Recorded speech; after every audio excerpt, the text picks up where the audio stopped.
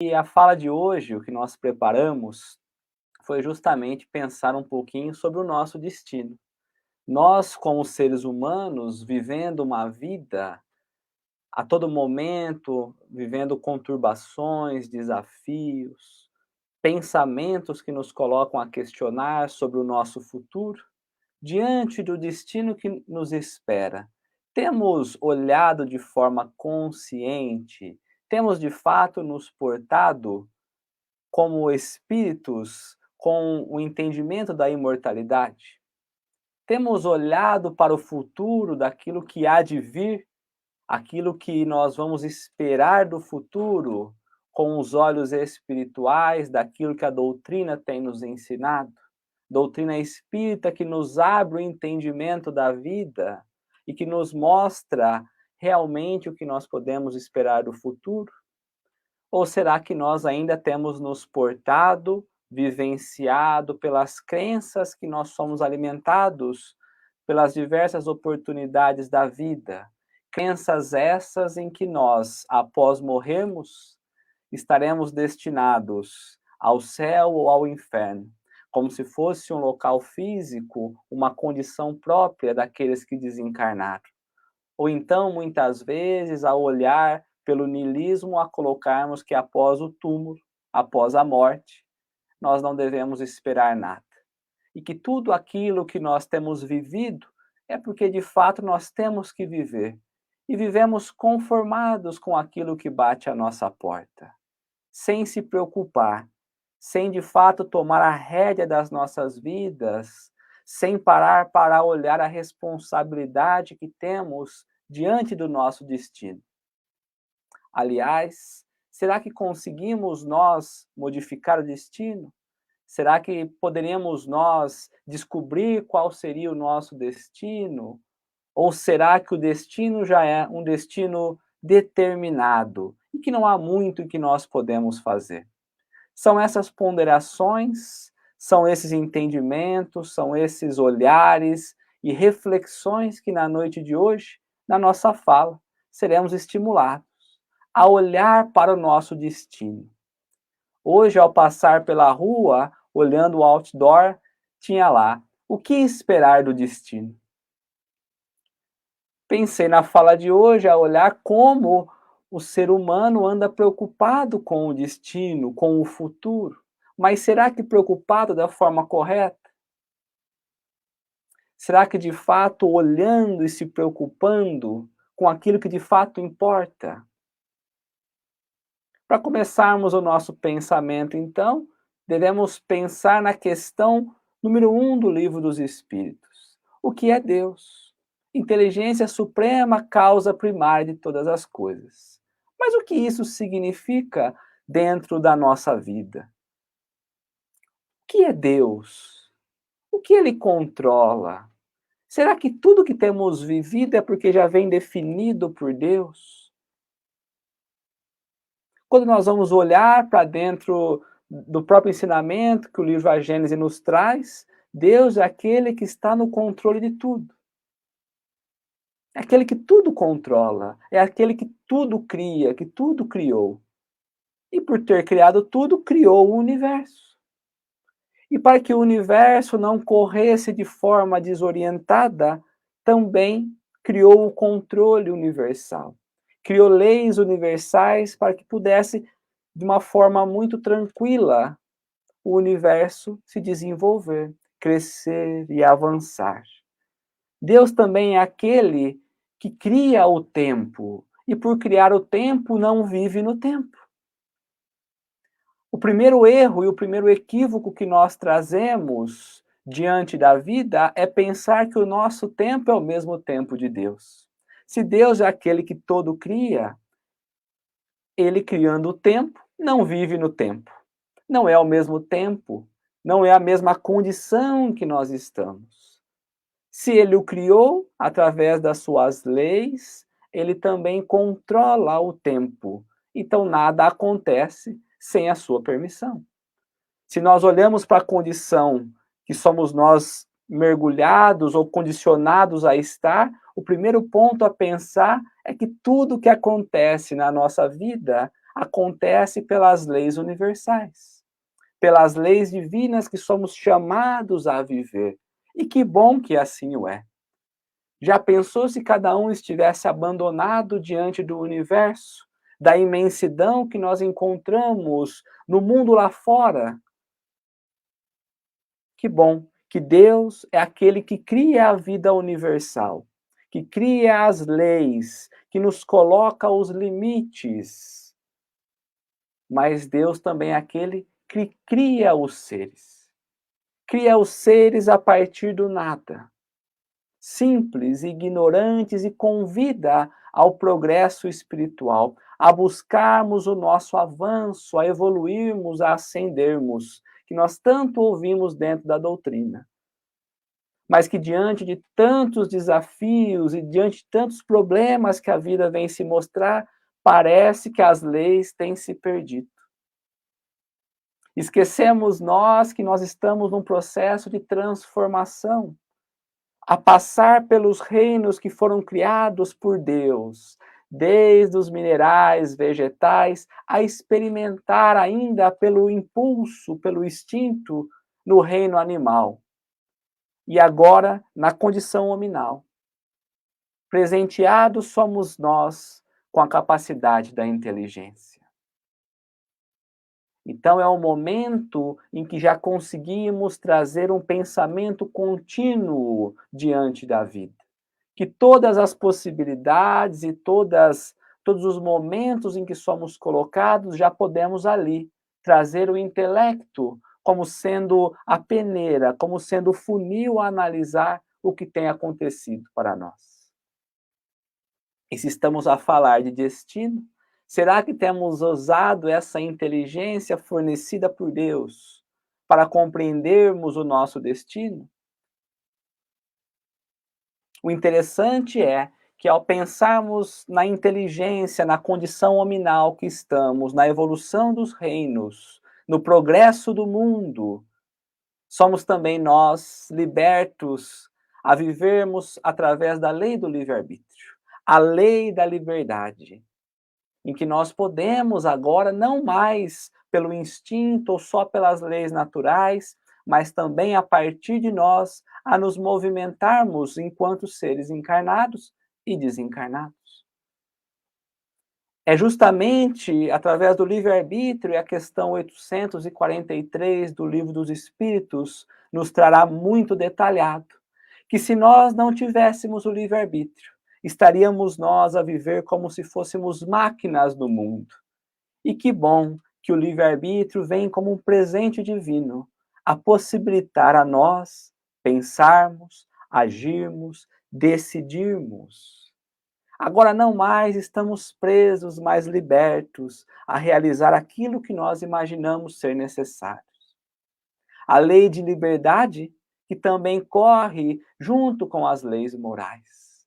Tanto é que, ao olharmos e ao estudarmos o Livro dos Espíritos, vamos perceber que a lei de liberdade se encaixa numa lei moral.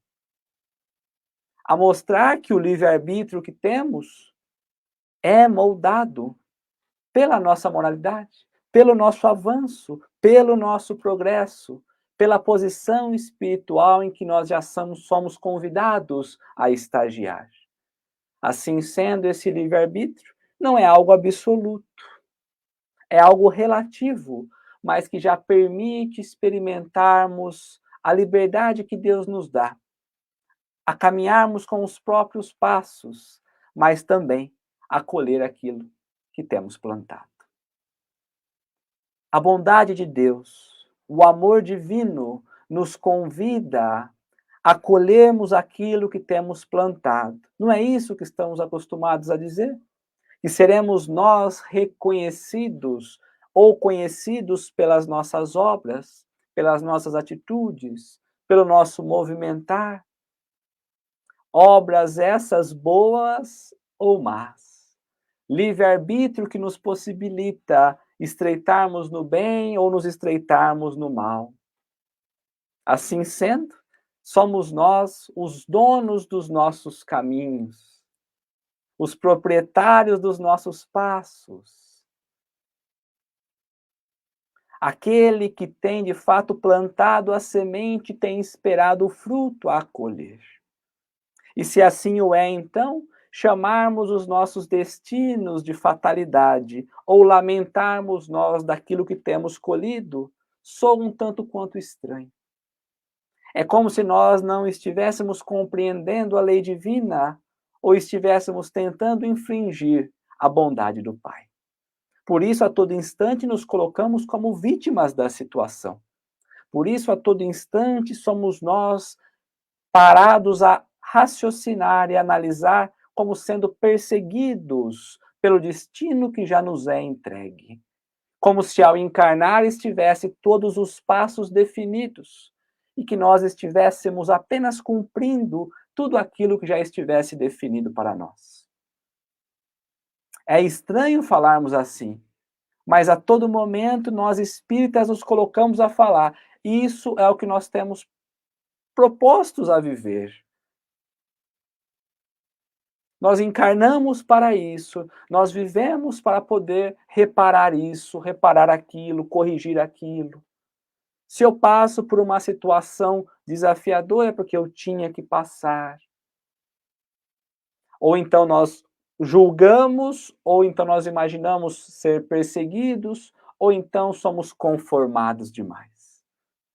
Como se fosse um escape, como se fosse o nosso ego tentando ocultar os nossos compromissos, ocultar as nossas realidades, os nossos deveres diante da nossa própria vida. É esse o grande desafio que nós temos, porque quando olhamos pelo presente divino, que é o livre-arbítrio, vamos percebendo que esse é justamente o controle da fatalidade que nós temos. Poder caminhar, poder pensar, raciocinar e agir através da liberdade moral que nós já atingimos, e aqui cada um traz a sua, é de fato ter um subcontrole das fatalidades que se podem encontrar ou desenhar em nossa vida.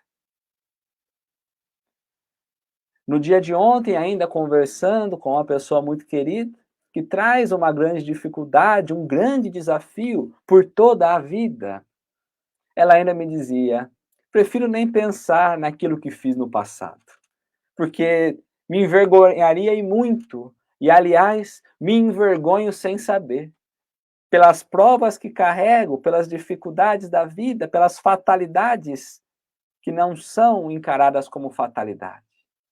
Começa aí um discernimento maior do que nós fomos, do que nós somos, do que nós seremos. Porque todos nós vivemos através das escolhas que temos feito, não apenas por essa vida, mas por diversas vidas que já fomos chamados a estar, em diversas oportunidades da vida material. Porque a vida espiritual ela é única. E sendo única, traz os produtos, os resultados de toda a vivência, de todas as escolhas que somos nós chamados a realizar em toda a etapa da vida. Porque a vida, de fato, são essas escolhas.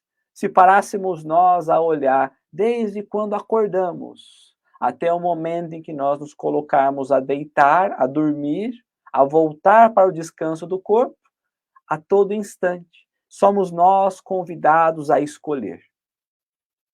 A todo momento.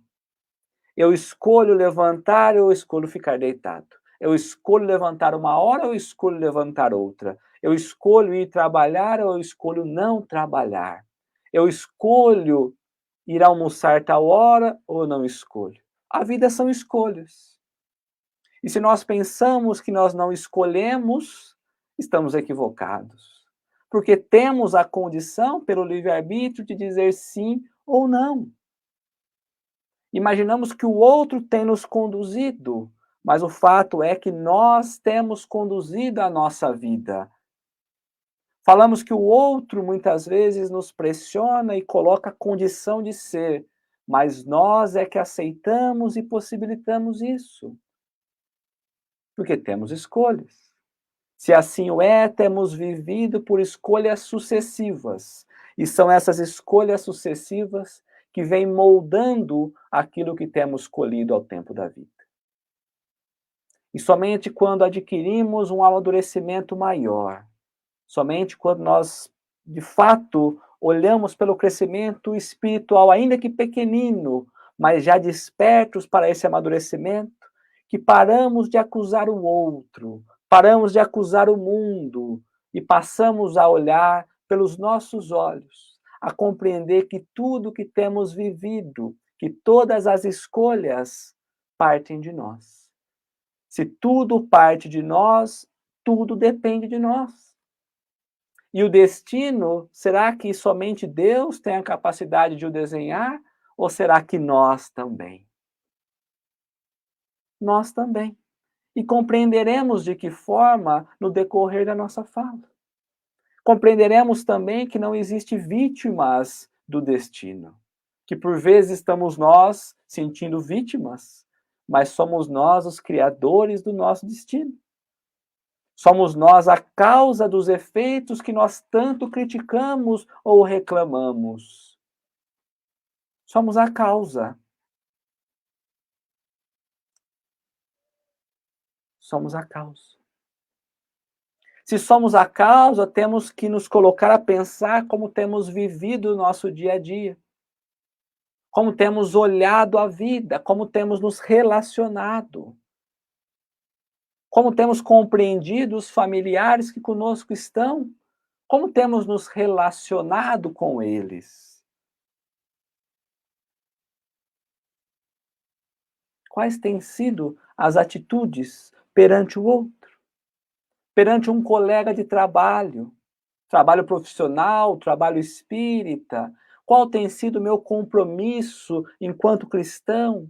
Qual tem sido o meu relacionamento com o vizinho, com um caixa do mercado? No trânsito, como eu tenho me posicionado no mundo?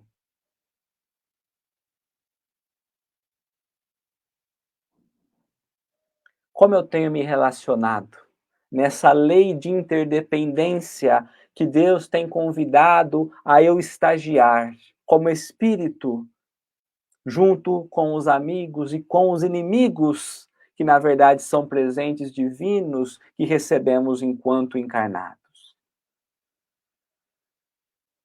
E nesse relacionamento, nesse convite, quanto temos nós aproveitado? Porque se estamos nós a estagiar na Terra, se estamos nós na condição de alunos, é para que possamos aprender. Se as situações difíceis não têm sido suficiente para nos ensinar, pasmem, talvez situações piores venham para nos despertar. Porque fato é que não temos aproveitado a experiência que nós temos. E temos levado a nossa vida material como se de fato tivéssemos que caminhar pelos gozos da vida. Não temos olhado, lançado o olhar de fato para as coisas que importam, para as coisas espirituais. Não temos nos posicionado como verdadeiros cristãos a compreender qual é o nosso papel.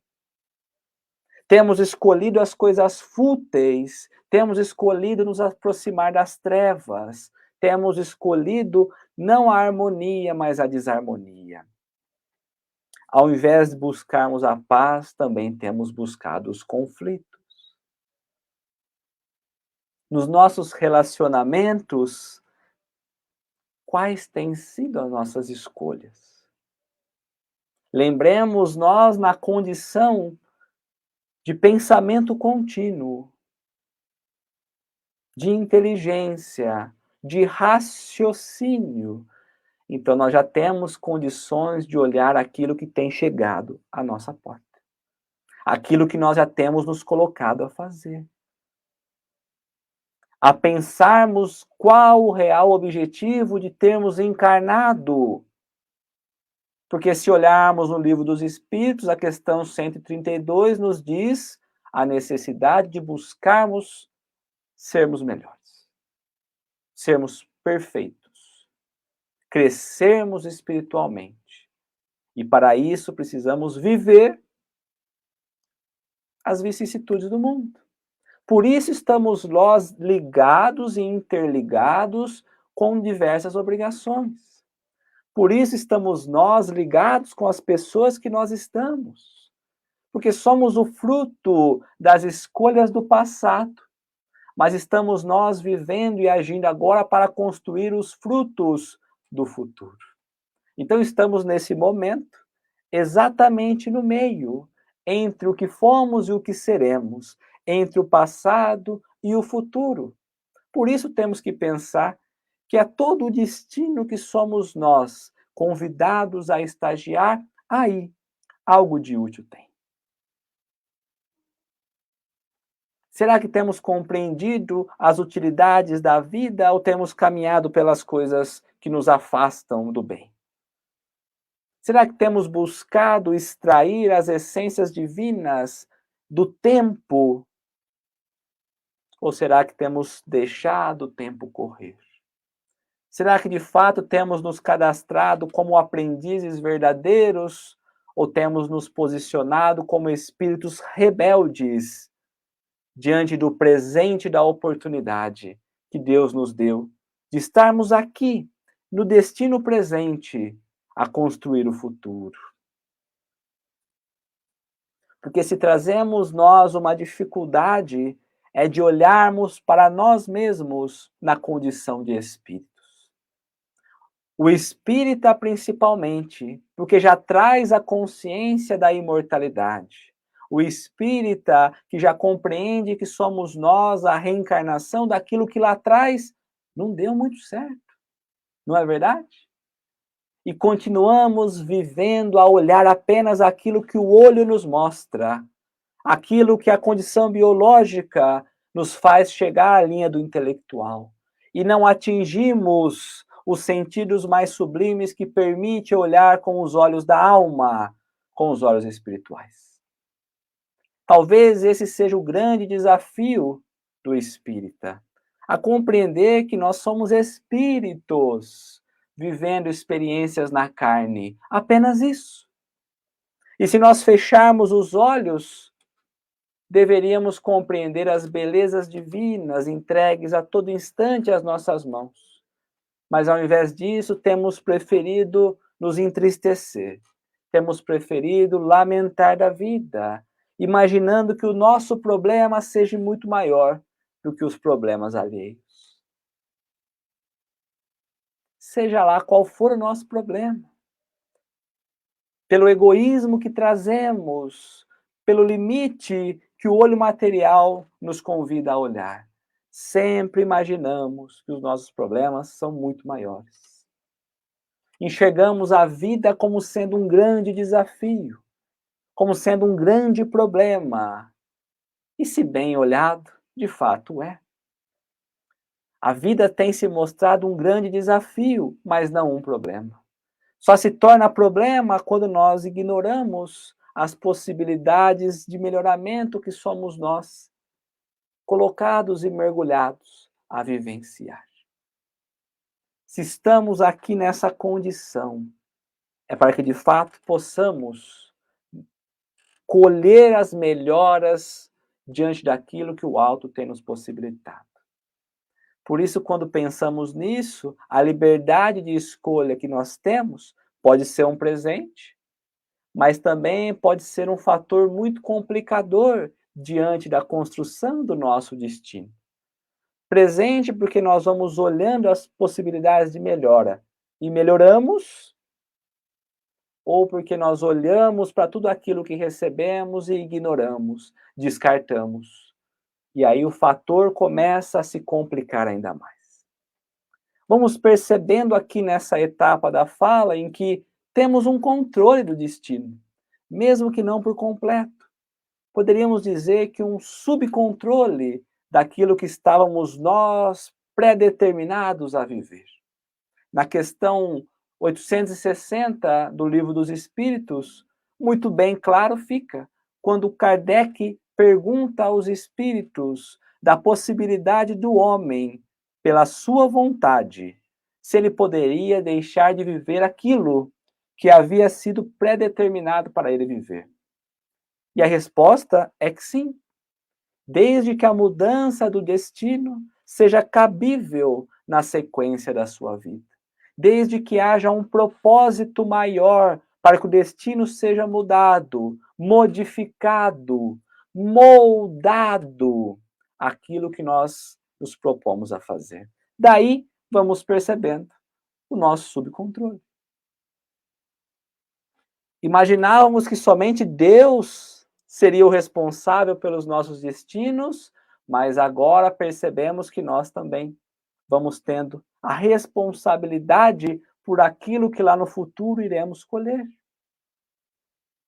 Mas se queremos mudar o destino, não podemos pensar que isso acontece por um mero capricho da humanidade. Não podemos imaginar que de uma hora para outra as coisas se modificam. As leis divinas, elas não são modificadas. É imutável. Tem que ter um propósito. Por isso somos nós o produto das escolhas que nós vamos fazendo.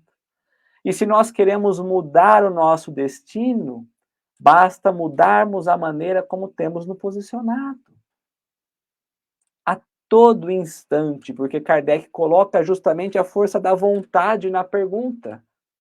E a vontade é aquela que se mostra constantemente, incessantemente, porque é no pensamento, é na vontade que nós encontramos a força renovadora, destruidora e refazedora da nossa vida. Para tudo, para tudo. É através do pensamento e da vontade que nós vamos conseguindo, então, plasmar, primeiramente, e depois construir os caminhos que nós seguiremos. Se através da vontade vamos mudando o nosso destino, podemos então entender que nós, a todo instante, podemos criar novos destinos, novos rumos, felizes ou infelizes. Nós podemos escolher o que nós viveremos no futuro. Olha que coisa bonita. Olha que amor de Deus. Olha que amor de Pai. Por isso Jesus vem a nos falar que a lâmpada do corpo são os nossos olhos. Como nós temos olhado para a nossa vida. Como nós temos nos posicionado. Se os nossos olhos forem bons, todo o nosso corpo terá luz. Não é isso que ele nos coloca? Temos compreendido a necessidade de sermos melhores para trazer para nós luz? Porque não é o mundo que se transforma. Somos nós que vamos nos transformando para o mundo, alterando o mundo, não mais do mundo para nós, mas de nós para o mundo. É o nosso mundo íntimo que vai mudando e se transformando e modelando aquilo que nós queremos alcançar no futuro.